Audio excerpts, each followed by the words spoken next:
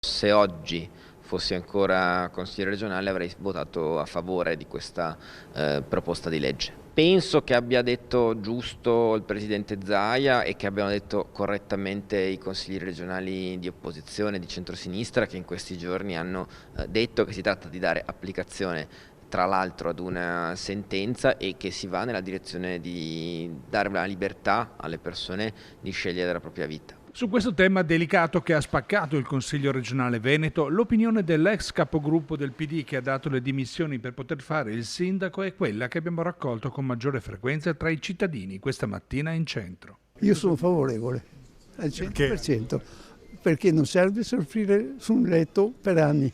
Se uno non c'è niente da fare, è inutile accanirsi, lo fai non soffrire ma lo porti verso. Io non sono d'accordo perché sono praticante e di conseguenza che lascio tutto al Signore, il momento è il Signore che dà la vita e se la prende e la spegne. Chi per motivi religiosi o altro non intende essere d'accordo tiene la sua idea e va bene così. Per chi non ha questi, impedimenti, è giusto che sia rispettata la sua opinione. Bisogna veramente lasciare una libertà laica nella scelta, anche perché sono dolori alle volte veramente inutili. È molto molto difficile. Io comunque con Zaia non sono per niente d'accordo per altre cose. Sì.